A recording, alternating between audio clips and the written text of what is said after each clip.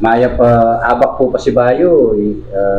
Welcome po pa si Bayo kay katamo pong programang Bato-Bato sa Langit, ang tama na huwag magali. Ako po yung kaya kayong lingkod, Jose Carvin Tonggol. Welcome po. Makanyan mo naman po kay Imburigo Sabian na Pasibayo. Welcome po kining programang Bato-Bato sa Langit. Ang tama ay huwag magalit. Okay. Ganun din ang inyong lingkod, muling magbalik sa talakayan, Brother Ramir Laurenti po. Pero bago po tayo magpatuloy, mga kasama, salamat tayo. May mga biglang dumating na bisita dito. Ito yung nagpatulong pala na mga kapatid natin sa may Mexico. Tanungin na natin kung ano yung ginawa natin sa kanila. Teka muna bro, pasalamatan muna natin yung mga sponsor. Mga sponsor, dala nila itong yung peanut butter at saka pan. Tsaka kape po. Tsaka kape dito nag-sponsor sa atin. Salamat po sa nag-sponsor. Okay. So ngayon, tatanungin natin sila. Bakit kayo nandito? Ano ba ang pakay ninyo? Nasa Rodriguez Estate tayo sa programa ng Bato-Bato sa Langit. Ang tama ay huwag magalit. Sige. Magpakilala ka muna. Ako po'y Benny Baloy po. From Mexico. Taga Mexico kaya po, Barrio Colabasa, Barangay Colabasa. Kaya po, ating problema king karing pamilya ng Salenga, halapitan na ako po, brother Renner Salenga. At asabi na yung problema patungkol kay Karelang Gabon. Ngayon ating po pong asabi kayo, ating makasawp kayo, open, pakilala na kang personal. Then tao rin, subukan mo pa. Hanapin po yung kasabihan, malalam ako pa paan, bayo ka magtiwala, magduta ka pa.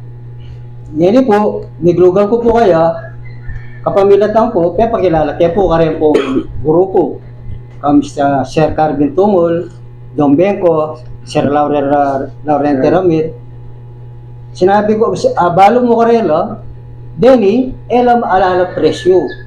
Mala presyo rin kim puso. Pero kim puso po ala. Salamat mga kapatid. Po. Alaya pong dokumento po yung kalburan ko yun Brother Renner Salenga. Makutang yan, hanging gawa na. Yan na ilan ang bala. O ko naman mo yung miron na. Ito gito yung puking gulo na. Yan po. Yung laban pa po rin grupo rin ito po balo anak ko pa mo. Ilabang ko mo naman. Nung ulit ng magrabyado, karin po maglugal king gulo na. Nung yan sikang kulog. Hindi na ko pong kiabaluan. Ulit pito-kito-kito ako po. Ulit taka ako po Yan yung kiabaluan ko. Alapit ke yung problema ng brother na. Sino pa po, alaya po pong bito sa dokumento Kumbaga po kayo taktakan. Kumbaga yung malala makapampan, no read, no write kami. O yung kapamilya ng daring grupo. May biyasa po. Ngayon, yung problema may din ang lunas. Maorientan niya po yung lagnatin O yung pakakilala ng kuring grupo, ayun po kay pa-doktor. Yabi na po yung klinika ini. Kaya po, Rodriguez Estate. Sa Batanda ka, Benji. Ano po ba rin naging problema na pantabaro na rin? Opo, yung problema na po kasi, ala pa pong bits ang tatala na panlaban na dokumento Ali, utang, nano ko rin kukunan din ka po na o nano? Oo, ating mani po, alala mo na, aliwala ka rin, lahi na lo. Nang grabber lang Oo, o nangiiya ko naman, nung nini maggrabyado ka rin po. O ngayon repair caping kaya kayo. Hanggang may kompleto yung po dokumento yung tao. Ngayon ingaws na po ka na ako, bodyguard na ako pa po, chuboy. Hindi naman po kalunasan.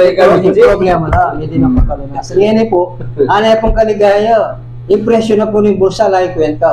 Presyo na po yung pamakyagin. Tapat, pamaglingkod. Totoo lang tao.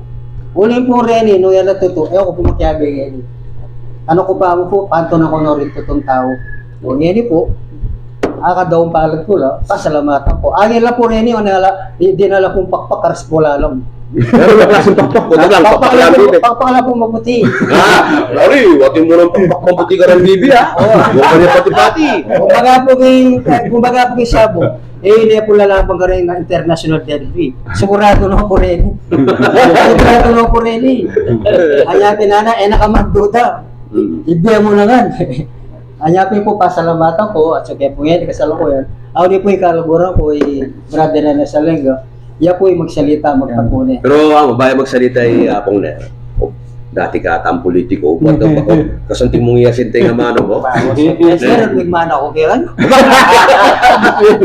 Oo, sige. Idol niya. Yak po, meto pong pasalamat kay panahon ni Aldo Merculis.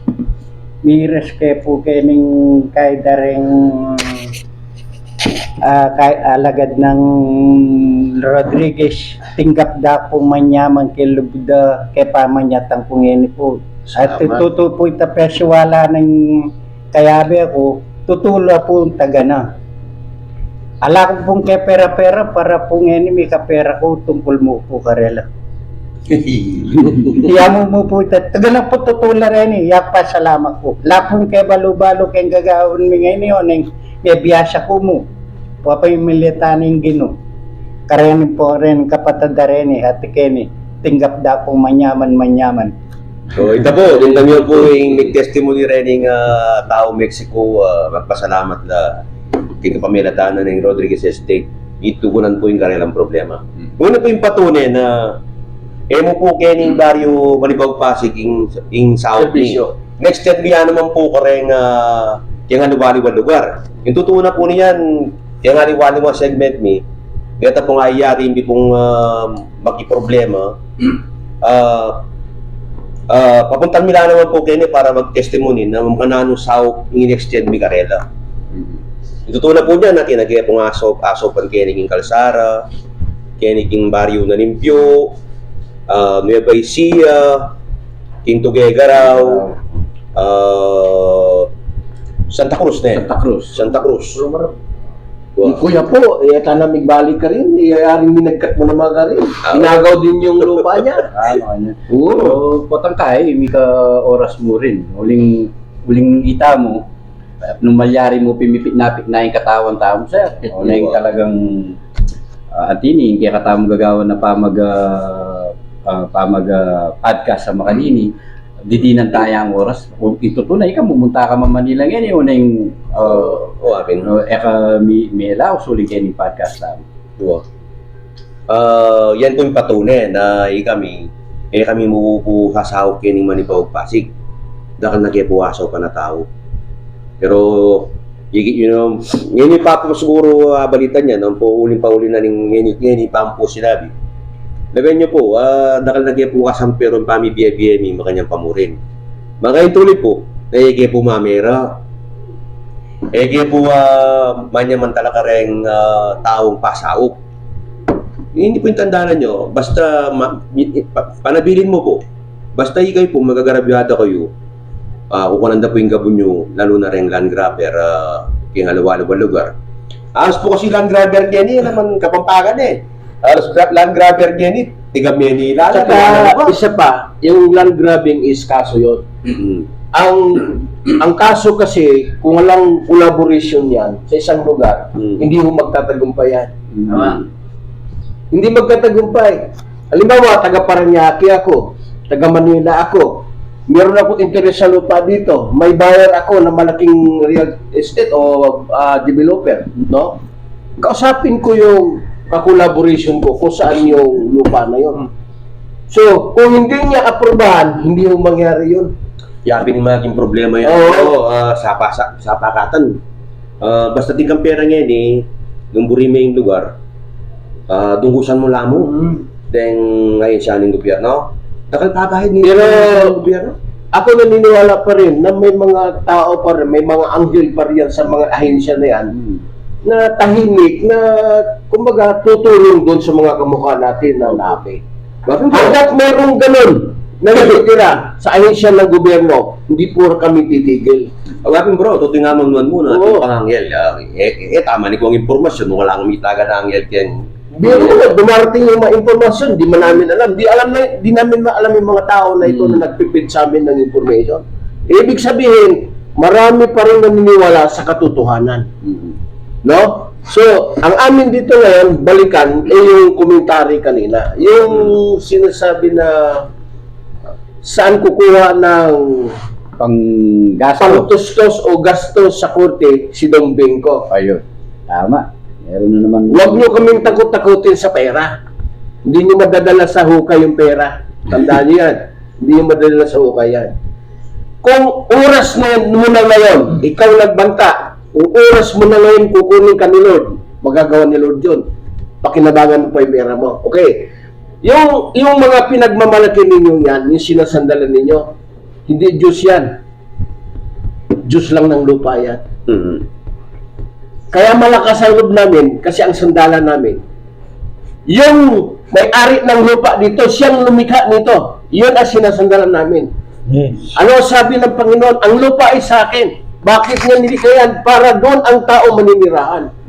Ibibigay ng Diyos sa mga tao. Hindi ibinta. Hindi pakikinabangan na kamukha ninyo. Tatakbo kayo ng manunungkulang kayo sa barangay. Maglingkod kayo, sasaop kayo. Tapos ngayon, nalaman namin may makanya-kanya bahay na kayo sa ibang lugar.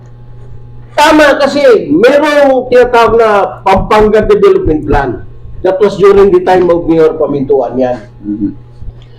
Ang kasunod na i-develop nila talaga ang Pura. Kaya ngayon, ang sentro ng mga negosyante ngayon, nandito sa Pura. Ngayon, hindi naman ipaalam ng mga land grabber yan. Bakit? Kailangan puposisyonan ng lahat ng lupa dito. 3 minutes. Puposisyon mo na sila. Ang purpose nun, pagdating dito ng mga investors, nakaabang na sila. Para mabuhaya yan. Parang mga yan, yung mga, alam mo yung pag namimingwit ka sa dagat, pag ilagay mo yung mo na ganyan, yung Kawin. ganyan, yung isda, tutuklawin ka agad yan. Ganon sila dito. Pag nakita nila pupunta ang mga investor, sasalubungin na lang nila yan. Sila, itong mga land grabber nito, kasama nila, collaborated nila yung mga nanunungkulan sa isang lugar kung saan nandun yung target na lupa. No? Kaya, huwag niyo ipagmamalaki yung pera ninyo.